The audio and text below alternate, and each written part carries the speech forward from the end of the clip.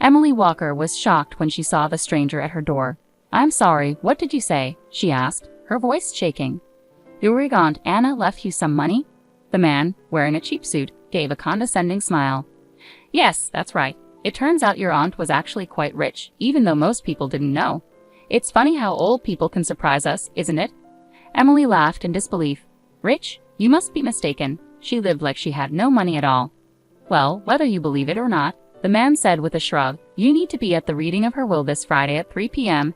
at McGrady & Sons Law Offices downtown. Don't be late." He tipped his hat and walked away. "Wait," Emily called out, but the man was already hurrying to his car. She shut the door slowly, feeling confused. An inheritance from Aunt Anna? It didn't make any sense. Emily sat at her small kitchen table, sipping coffee while she thought about her great-aunt. They had never been close. Anna had always been grumpy and stingy, rarely saying anything nice. Still, Emily had tried to be there for her, helping with chores, bringing food, and celebrating her birthdays. Despite Anna's unpleasantness, Emily always stayed polite. Her husband, Mark, had little patience for Anna. He had only met her a few times, before their wedding and occasionally after. That was enough for him. He got her way of living, and her nasty comments about him were reason enough to avoid her.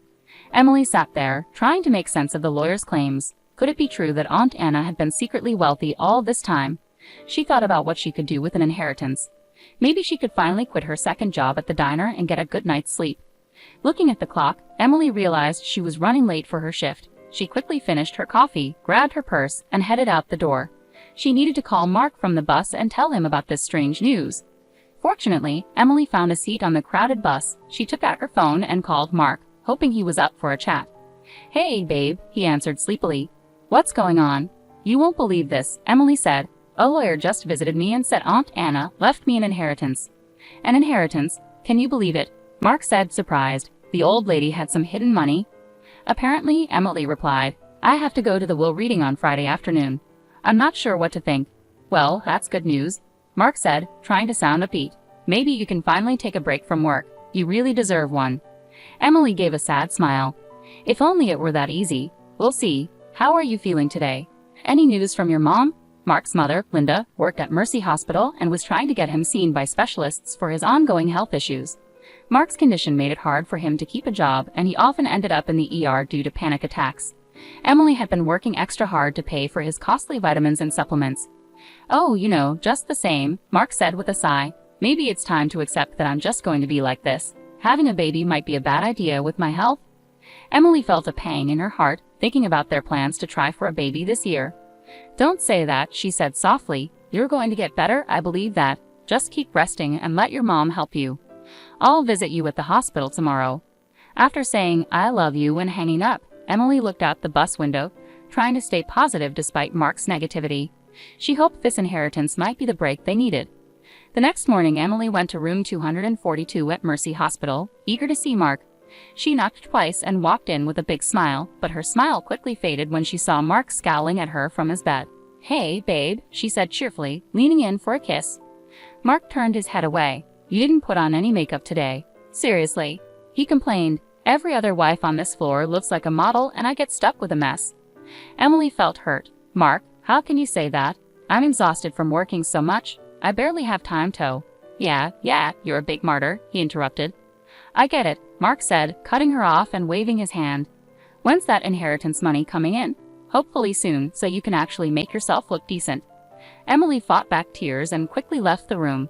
She walked down the hallway and sat on a bench near the elevators, feeling defeated. Was this really what her marriage had become? As she sat with her head in her hands, she overheard two male patients chatting nearby. "I told my wife I had to stay here for tests this weekend," one said with a laugh. "Seriously? I've got a poker game with the orderly and enough booze for a party." "Same here," his friend replied with a grin. "What they don't know won't hurt them. They think we're saints for being here." Emily felt sick. Was this how all men acted behind closed doors? She shook her head, telling herself that Mark wasn't like that. He was just grumpy from being stuck in the hospital.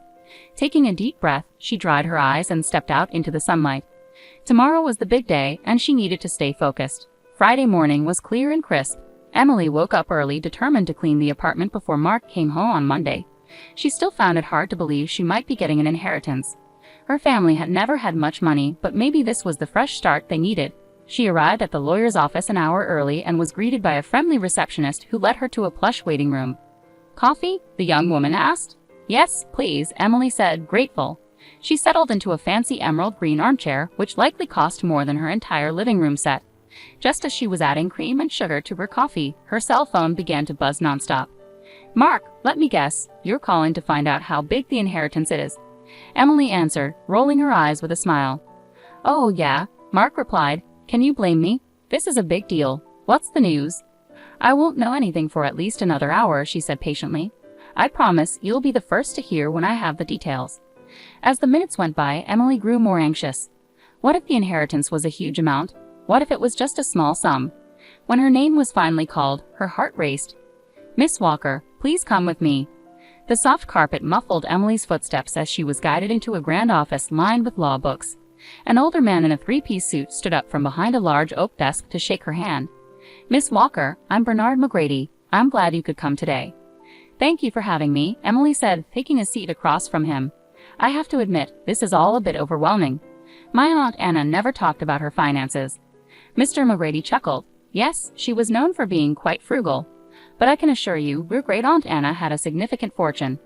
He handed her a file folder. Emily opened it with shaking hands and almost fell out of her chair when she saw the number on the page. This can't be right," she gasped. "There are too many zeros. It says $6.2 million. Mr. McGrady smiled and said, "I assure you, there's no mistake." Emily held the folder to her chest, her head spinning. $6.2 million, more money than she'd ever imagined. She felt a hysterical laugh rising in her throat. She couldn't wait to tell Mark. With trembling fingers, she pulled out her phone and quickly typed a text to her husband. "Inheritance is $6,200. Can you believe it?" In her excitement, she didn't notice she'd left out the last 3 crucial zeros before hitting send. Unable to stay any longer, Emily made a quick excuse about needing to process the news and hurried out of the office, clutching the folder with her new future in her arms. She needed to see Mark immediately and share this life-changing news. He was going to be stunned. Skipping the bus, Emily grabbed a cab and told the driver to head to Mercy Hospital. She fidgeted anxiously as they drove through the city, eager to get there. When they arrived, she threw a handful of cash at the driver and rushed inside, taking the stairs 2 at a time to the second floor, thrilled to share their incredible news with Mark. As she neared room 242, she heard familiar voices and stopped outside the door.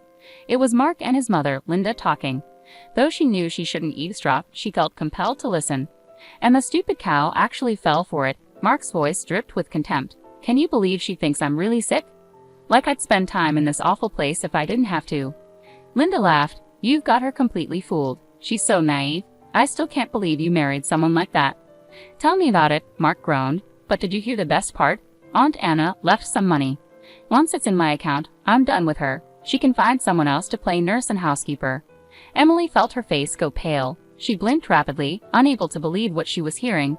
It felt like a nightmare, but Mark and Linda's laughter made it all too real. Her entire marriage, her whole life with Mark, had been a lie.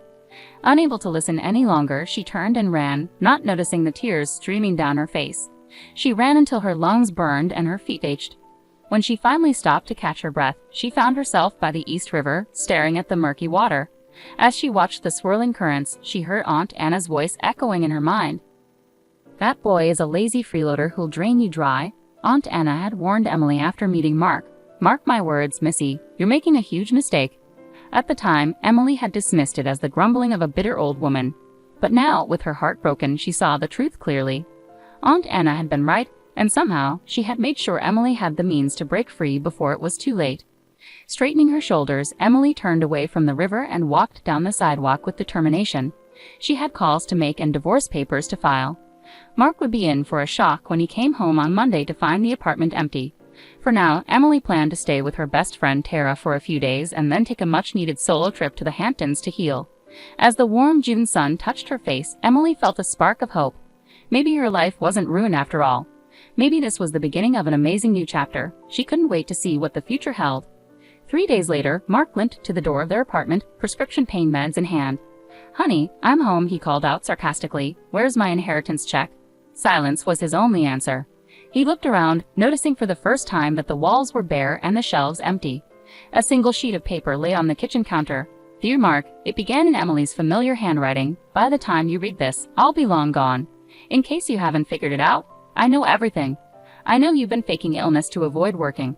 I know you and your mother have been mocking me. And I know you were planning to take my money and leave.